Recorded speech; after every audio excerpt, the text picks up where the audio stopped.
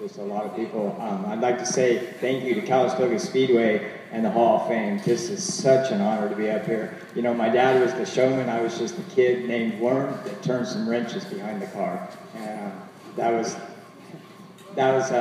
all I did. You know, I just followed the legend. But, you know, I'd like to say, you know, we came to Calistoga in my first early days, and they were wheeling around here in sprint cars without roll cages. Guys like Sherman Cleveland and Walt Reef, they were the heroes, you know, and my dad could barely get a ride.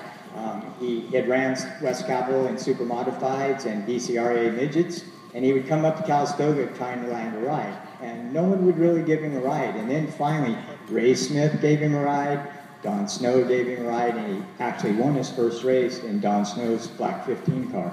And that was, to me, like, that was like we'd arrived, you know. And then many years went on, and my dad and Walter T hooked up, and everybody knows the stories there.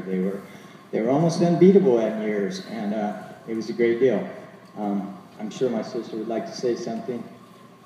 I just want to thank everybody for being here tonight and remembering my dad after all these years. It really means a lot to our family.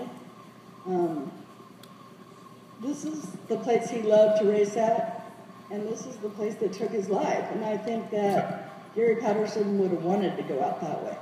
Who gets to live the way they want to live all their life and then die the way they'd want to die? You know, there's no other way. And that's the only way I can deal with it, you know. A couple of years before he died, he told me that he would never meet his grandkids, and he probably wouldn't be alive. He wouldn't see 50, and he died at 46. So I think he pretty much knew what was going on. He was a pretty special guy. And this is my son, Ronnie, one of his grandkids that he never got to meet. And I think he looks a lot like my dad. Say hi.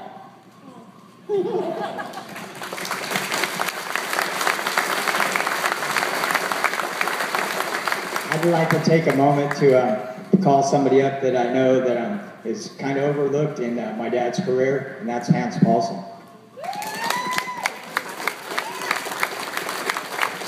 I don't know if many of you know who Hans is, but Hans worked for Tognotti's Auto World. He built their chassis for many years. He was always my dad's second-hand man, and when my dad was off racing, he was like my father, so give him a warm welcome. Okay, now, I know that many of you may not know this story, and I'm going to invite this person up, but they've been talking a lot about him tonight. Mike Andrietta is one of my dad's best friends, and I don't know if you all know where that name Fat Rat came from. Okay, so I think it was probably 68 or 69. I was pretty little, I was still little. But my dad and Rat wanted to build a super modified to go on at West Capitol, and we only had a 110 service at this duplex in the garage that my dad was living at. So they cut a hole in the attic and was going to chase some wire up to the service panel to get 220 to build this welder. And they're both big guys, and Rat looked at me and my dad looked at me and they said, "Get in that hole." So about halfway down through this attic, it's really dark. I'm scared. There's fiberglass everywhere. And here's this guy, Rat, at the other end with this flashlight going, "Come on, you little worm."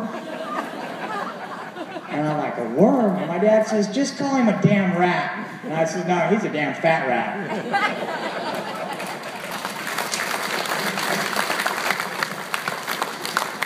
Thanks, Jimmy. You know, there's really not a big difference in what's going on here tonight.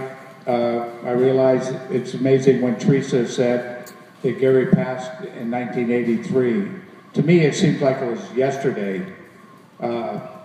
But if he hadn't have passed away, I guarantee he wouldn't even be here tonight. He would have enjoyed what's going on here tonight through his family and through his friends, but he hated being in front of a bunch of people. It harkens me back to a time in Australia when Gary and I were over there, and Mike Raymond, we were racing for him, and he gathered a bunch of promoters and maybe, I don't know, it was 25, 30 people. We went to a place in Sydney called Dirty Dick's, and I may or may not say the theme of the restaurant right, but it's Elizabethan, like in the old days when the girls had push-up bras and their tits were, their breasts were hanging out. And they had stockades and all this stuff. So we're there and we're at the bar and we're having a couple cocktails and it's time to sit down for dinner. And the first thing that happened is Gary and I had to go get locked up in the stockade, and they poured a pint of beer down your throat because we were perping down the tops of the little winches serving the booze. So just to let you know that he really didn't like big crowds and being around a bunch of people, especially people that were going to give him accolades or talk about how good of a race car driver or a person, which means the most to me, he was. They served the first course. He never ate any of his salad. And all of a sudden they bring out this gigantic, and there was like 5 or 6 other promoters that we were going to race for that year. And right across from the table from where Gary and I were sitting was this, I don't remember his name, but I believe he was a promoter from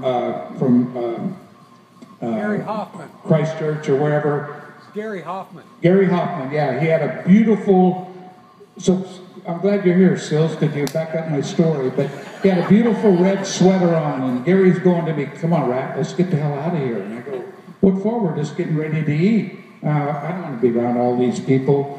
So the second course was this fish, was about this long. The whole fish had lemons and this white sauce all over the top of it. Patterson reaches down, gets the plate, turns it upside down on the table. All this white shit splashes all over this guy's red sweater. The people come in, kick his ass out. He says, "Are you going to come?" I go, "No, shit, there's more fish down there. I'm not going." So he left. But anyhow, he would appreciate all the accolades, but he really would not have been comfortable being here. He liked racing cars. And to me, he was Gary Patterson, the racer. And when he passed away, his family, Jimmy and Teresa, asked me to say something at his funeral. Well, I'm glad Sills didn't stay up here much longer, because the first time I had to read this piece of paper that I'm going to read to you guys tonight was at his funeral. And guess who I had to go after? Gary Gerald. So Gary Gerald's up there, and I guarantee you after he got through talking about the 35, 40-second, minute-and-a-half kisses and all the stuff that Patterson was famous for, nobody knew what the hell I had to say. But somebody else mentioned Manuel tonight. Manuel, after I read this thing, I think Manuel might have been the only guy that remembered what I said. So he asked me to give him a copy, but this is actually the original piece of paper in 1983 that I wrote some notes down about my good friend, Gary Patterson. It goes as follows. I was asked to speak of Gary Patterson, the race driver, by his children, Jim and Teresa. Gary Patterson, a race car driver, was known by many people by many different names. In the early 60s, he was known as the Dancing Phantom by the press and his friends, but the Dancing Phantom didn't win all those races in those early years. It was Gary Patterson, the racer. In the 70s, in the early 70s, Gary was also called the hostile hippie by the press and his friends. But us drivers who really knew who Gary was, we knew who won those races. It was Gary Patterson, the racer.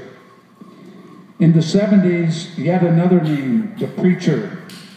This one worked well for Gary Rice and Gary Rice and Gary Patterson, who traveled throughout Australia as the teacher and the preacher and winning midget races everywhere they went. Gary also was called by Pato by his Aussie mates. Steve Brazier, Gary Rush, Juan Ramos, and many more know who really run those races. It was Gary Patterson, the racer. And in the last few years, yet another name. This one really stuck as far as I was concerned, GP the Great. But when Gary put on that old soiled uniform and slid down inside of that race car, we know who won those races was Gary Patterson, the racer. And now with his death, Gary has beat us all yet another time. He's running the biggest race of his life, sitting on the pole of the feature race, and none of us are there yet, and he's going to win that race, I guarantee you. I miss you, Gary Patterson, the racer, and he was a great friend of mine, and I'm really happy that the family asked me again to talk to you guys tonight. Thank you. Thank you. Jimmy Patterson, Teresa. One more time for the great GP, Gary Patterson, and his family. The second speaker, that's Teresa, his daughter there with Jimmy. We miss GP. He was just one of the great characters.